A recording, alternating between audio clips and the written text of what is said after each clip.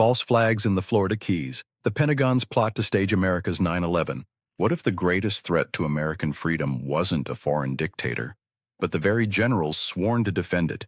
Men in starched uniforms dreaming up homegrown horrors to ignite a war.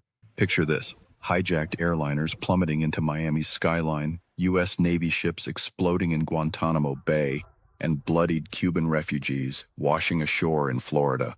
All scripted by the Pentagon to pin the blame on Fidel Castro and unleash the Marines.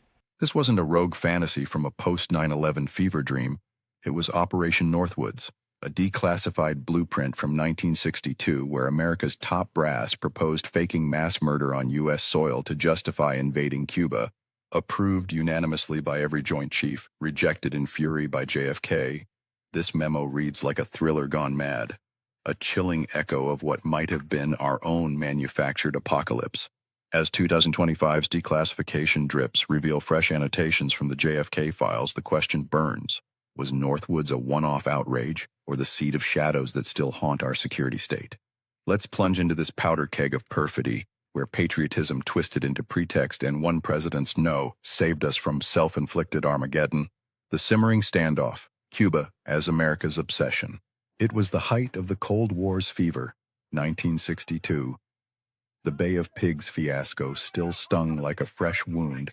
Castro's Cuba, a Soviet thorn 90 miles from Florida's tip. JFK, fresh-faced and hawk-eyed, had authorized the CIA's clownish invasion. 400 exiles slaughtered or captured on a swampy beach, only to watch Khrushchev smirk from Moscow.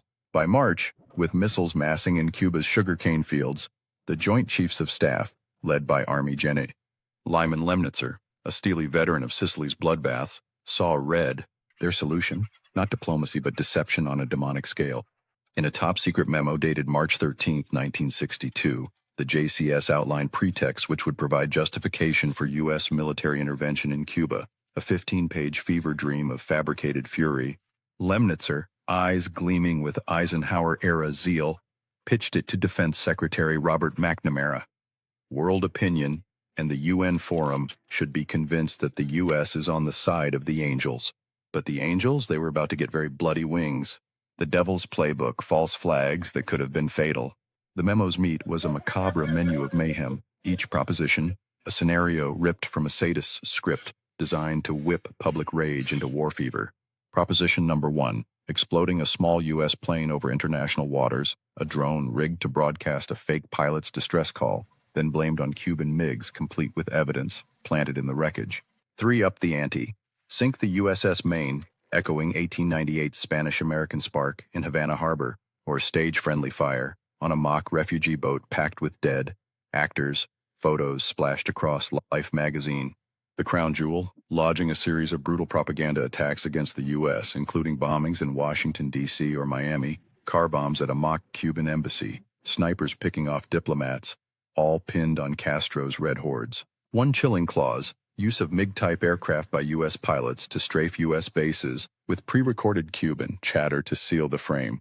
Sensational in its scope, the plan spanned land, sea, and air. Hijack a civilian jet, fill it with passengers, mannequins, crash it in the Everglades, and broadcast Castro's confession. Lemnitzer's cover note to JFK: the Joint Chiefs of Staff are of the opinion that the Cuban problem can be solved only by the use of force. Every chief, Lemnitzer, Curtis LeMay, SAC's Firebrand, George Decker, signed off, their stars aligning in a constellation of calculated carnage. McNamara, briefed in a smoke-hazed Pentagon war room, recoiled. This is insane. But the memo landed on JFK's desk amid the missile crisis's ticking clock, a Pandora's box disguised as patriotism.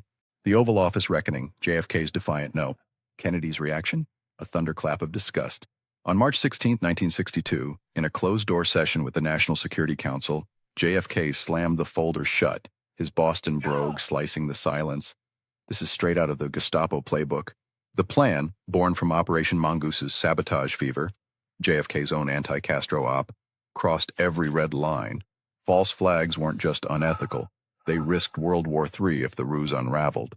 Lemnitzer, summoned to the White House, faced a withering glare. We can't go around blowing up our own planes. The president, scarred by Bay of Pigs duplicity, saw Northwoods as the military's bid to hijack policy, a coup in khaki.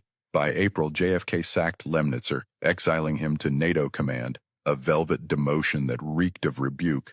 The memo vanished into classified vaults, gathering dust until ABC News cracked it open in 2001, courtesy of the National Security Archive's FOIA warriors.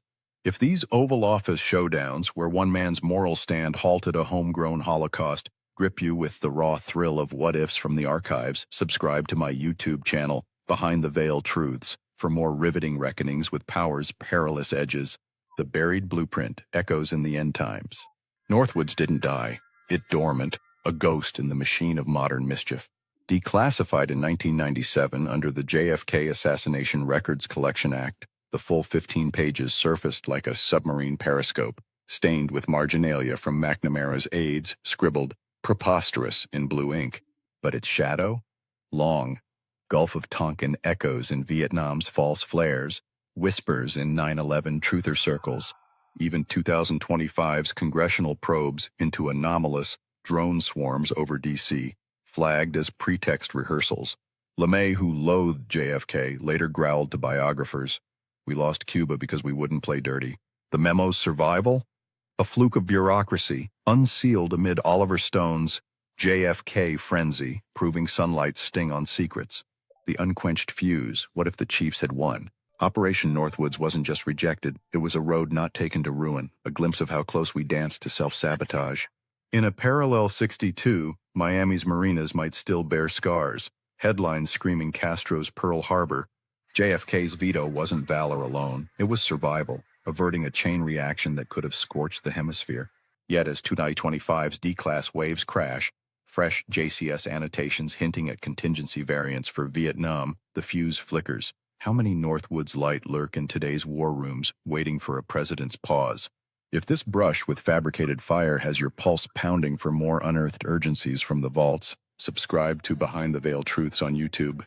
We've got the next detonator primed. Who knows what powder keg will defuse tomorrow?